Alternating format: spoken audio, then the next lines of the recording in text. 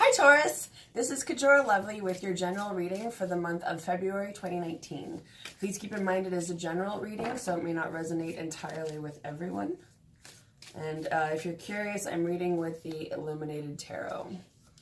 Okay, let's see what's going on with the sign of Taurus for February 2019.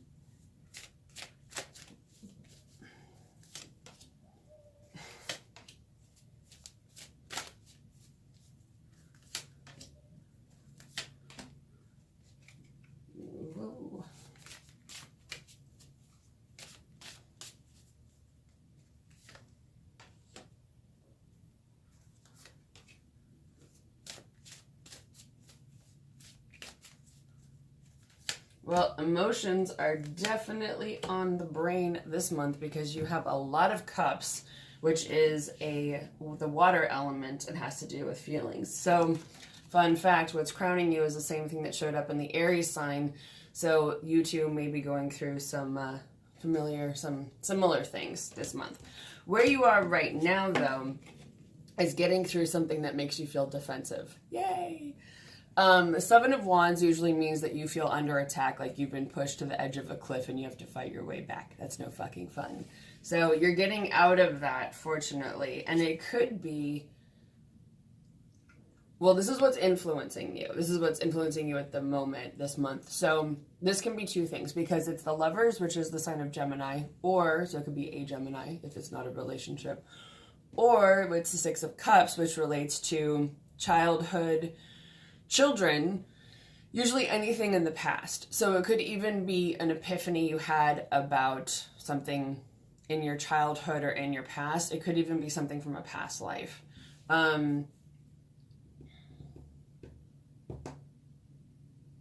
Could be about seeing something more clearly, seeing the situation more clearly.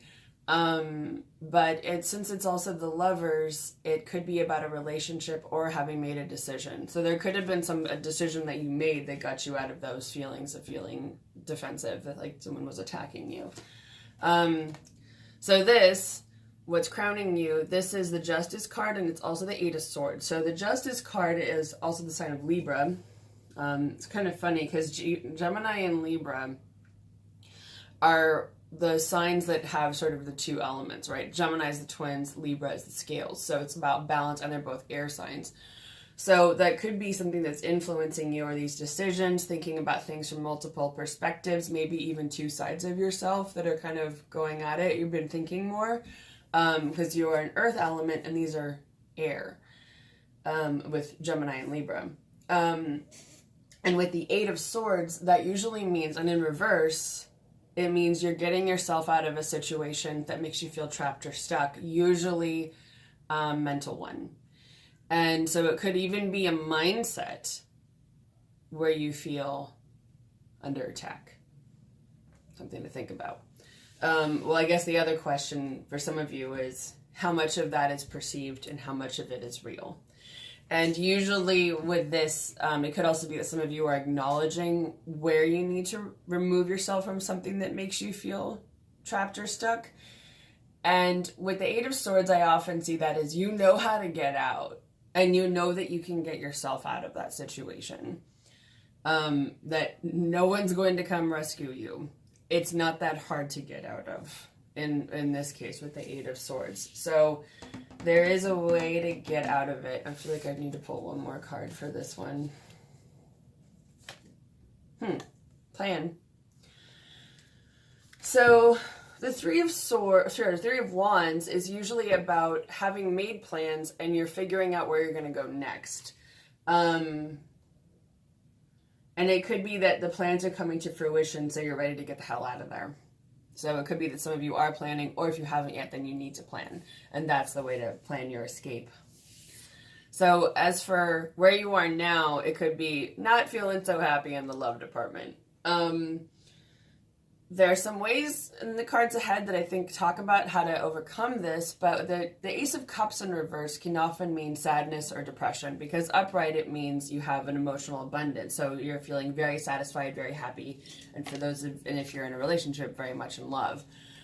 This can mean heartbreak, disappointment, sadness, depression. So that's where you are right now with that. I'm also going to ask, see if there's any advice for what you should do about that.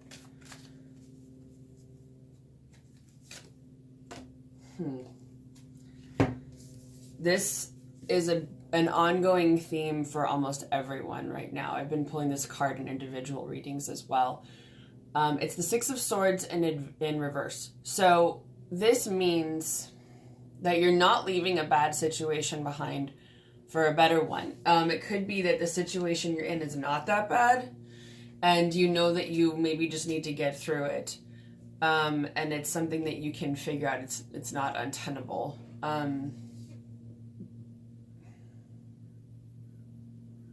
I'm hearing figure out what makes you sad. There's something about achieving something and overcoming it. So it could even be, I would translate that to mean set a reasonable and achievable goal for yourself. And it could be work related, it could be exercise related, it could be habits, hobby related, whatever it is for you. Set a reasonable goal that you know you can achieve, but one that takes enough effort that you have to actually be consistent at it. So it's not like, I don't know, I won't drink coffee one day or something like that, but it's enough that you actually have to take some time out and some planning, because then it'll make you feel a little bit better. It'll feel like a win. So it could be something that that could raise your vibration, kind of lift your spirits up, something kind of simple. So as for the near future, you've got the Jack of Swords. So this, for those of you who know tarot, I see as a combination of the Page and the Knight of Swords. So this is often looking for new opportunities and also figuring out where you want to fight your battles, figuring out where you want to take charge and forge ahead, what you want to go into. Because usually with the Knight of Swords, I see it as you're ready to go into battle. So let's see if they have anything else to say about this. Ooh, preparing for a transformation. So I guess one thing to think about is, how are you looking for new opportunities to achieve a transformation? Now, for some of you, this could be physical. For some of you, mental, emotional, spiritual, however it applies. It's also the Four of Swords, which can mean taking a break for a period of time.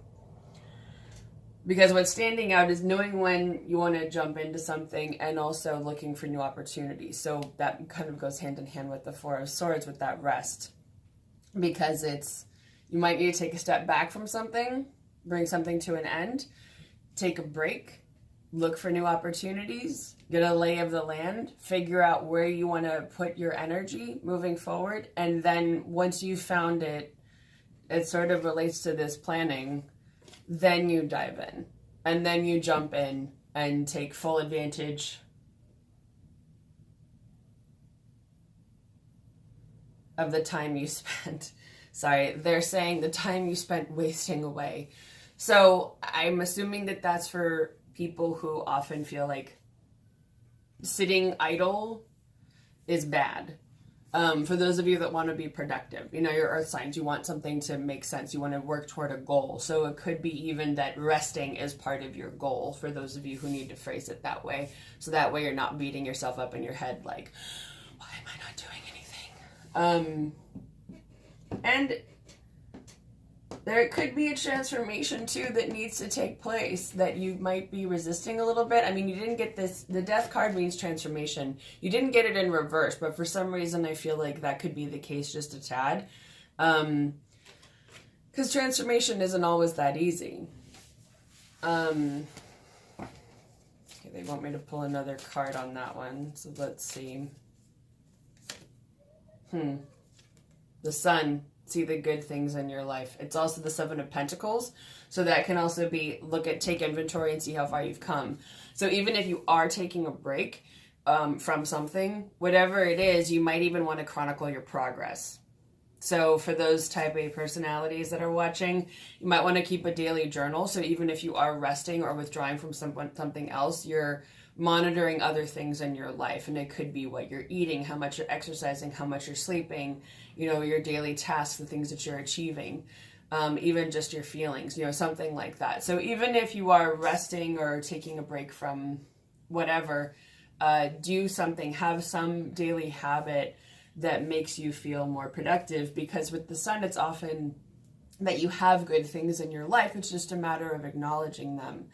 And if you're not seeing them, that relates to this depression or sadness, feeling a little sullen. So I think it's often that taking inventory and stock of where you are so that you can say, oh, I have done this. It's not like I haven't done anything all month. Where you are now is the Hanged Man and the Two of Swords in reverse. So this can mean a couple different things. For some of you, it means you've made a decision. Maybe you were at a stalemate, you weren't sure what to decide. Decision has been made. Also, with the Hanged Man in reverse, it can mean maybe not seeing things from another perspective. Usually the Hanged Man is about needing to see things from a different perspective. Or also, it can relate to the Four of Swords and that you're kind of stuck somewhere for a period of time that maybe you don't really want to be. Some of you might be unemployed for a period of time. But there's a reason why you're in that situation. There's a reason why you're there. There's something that you need to see and to know. And so, and I guess that plane would be, you can hear that plane outside. And then the crow would be validating that. Yeah, there is something you're meant to see from another perspective. And often it's the Hanged Man in reverse can mean not feeling like a martyr or that you've been treated unfairly. Because in the traditional Rider-Waite version of tarot, it's usually this idea that this person has been strung up by villagers, or I guess the original idea of tarot, and that they are sort of persecuted. Well, not sort of, they are persecuted, and that they are ostracized by their peers, by the people in their town. So it could be that to a certain extent you might be feeling that way. And usually with the Hanged Man, it's often really that's not the case. Often if something doesn't go the way that you want, there's a lesson that needs to be learned. There's some reason why this is happening. And you may not know it yet, but it might, once again, help. That personal inventory keeps coming up, so I feel like writing, journaling, thinking about, well, they're saying where you want to go, who you want to be, what you want to do, where you want to be. It's probably giving you that opportunity to look for new opportunities. And then what's influencing you, now this could be a water sign. So Pisces, Cancer, or Scorpio, possibly male, but not necessarily. You've got the King of Cups was something that's influencing you, and then the Queen of Cups, which is also the Empress, in your future position. Now, both of those on a personal note, because the court cards can vary. They can be an actual person, so they could be male and female water signs, or just someone who's a water sign. They also represent the different levels of mastery of your emotions, because the King represents full mastery of that suit. The Queen is second up. So if the King is the CEO, the Queen is, I don't know, a little bit above middle management. So it's about you coming to terms with mastering your own emotions, and also again, like using them to your advantage as much as you can. With this card, I always get, there's a wild aspect to that too, that to not be afraid of when it comes to your emotions and to expressing them, that you can feel free to be yourself, to be unguarded. This phrase is so hokey, but this is what I'm hearing. To be the captain of your own shores. Remember, no one is steering your boat but you. Thank you, spirits. And then the Queen of Cups is also about that female aspect in emotions. I also see it as relating to empathy. And it also relates to the Empress. So the Empress is, because not the Queen of Cups in general, this is also the Empress card. So the Empress card is of that earth energy, your element, that relates to fertility and abundance. So for those of you that don't want to have a baby, don't worry about that. It's more about, can you create the things that you want in your life? Which especially can make sense with moving past depression or sadness and planning, that you have here. It's really about being your own source of fertility and abundance, that you can be that place where everything grows, that you're the source of life. And it's very strongly linked to nature. And so it's your own mother nurturing aspect. And I feel like this doesn't feel like a relationship. It feels like, in a way, you coming, or it's not about a relationship. It's about your relationship with yourself and things that are internal, because it feels like the King and Queen of Cups in this case are two aspects of you. And it's a way for you to come to terms with your own emotional abundance, your own feelings of surplus, and your feelings of identity. And,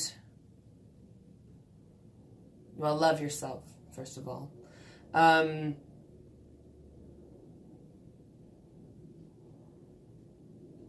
They're saying something about like being the place where the greenery grows. So it's probably imagining yourself being abundant. The message that my guides are giving me is to do a meditation where you're laying on the ground, and you could even look up something that's calming for you personally, or that relates to the heart chakra, which is, because I'm seeing the color green, and the heart chakra, which is this space, is green and pink. So imagine yourself laying outside somewhere that is, to you, feels comfortable, safe, and abundant. So whether, whatever that looks like, but that still has greenery. Oh, and if it doesn't have greenery, that's fine.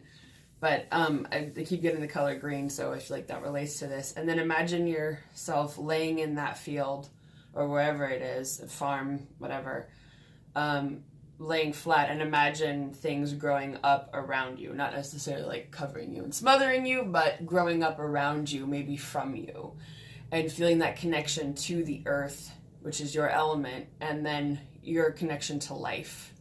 I feel that might be really helpful for you in feeling, especially overcoming these feelings, because you've also got getting over old relationships coming up in the future, which is followed, fortunately, by good news coming when it comes to relationships.